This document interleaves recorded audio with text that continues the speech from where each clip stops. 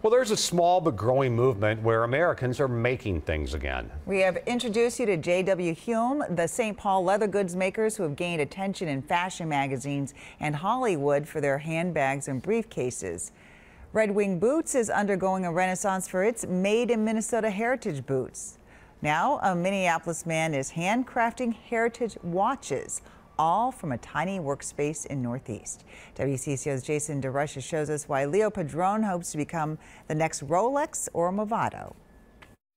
I'm changing the calendar wheel. It is incredibly exacting, precision work. I'm having a lot of fun. In the basement of a 100-year-old Minneapolis building. I'm trying to do work that is elegant, that is fresh. Leo Padron is making watches by hand, by himself. You know, I make watches that I design them to hopefully outlive me.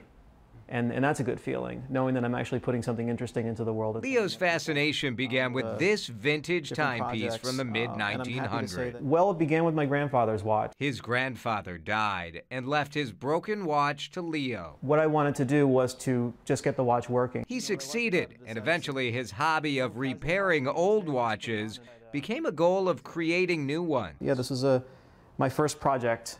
It's beautiful. Thank you. Leo launched a Kickstarter campaign where backers could pre-order the Padron Vuelta. I made close to $100,000 on that Kickstarter, and that's money that a lot of people, try hard to raise when finding a business. And enough money to let him quit his web design job at Target and work full-time on keeping time. It's incredible to me that this is what I am today and what I do.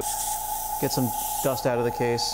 His current Kickstarter is funding this watch, the perfect homage to Leo's home county, the Hennepin. Very simple, almost minimalist, but still fun. A lifelong tinkerer, building 4 or 5 watches every day. And the beauty about a good automatic mechanical is that it does not need a battery. You shake it, it goes. In a time where the latest digital gadget built overseas captivates us all, Leo Padron is handcrafting automatic watches. Watches he hopes will keep ticking far longer than he does. Is it a dying industry? If it is, it's one that I'm happy to occupy in my lifetime. Jason tells us that Leo creates 4 or 5 watches a day, priced from $300 to $500. They are far less expensive than comparable brand-name luxury watches. Leo's Kickstarter for the Hennepin watch far surpassed its goal. If you'd like to see his other watches, we will get you there at WCCO.com/links. They're great. Good luck. Yeah, they are pretty, for sure.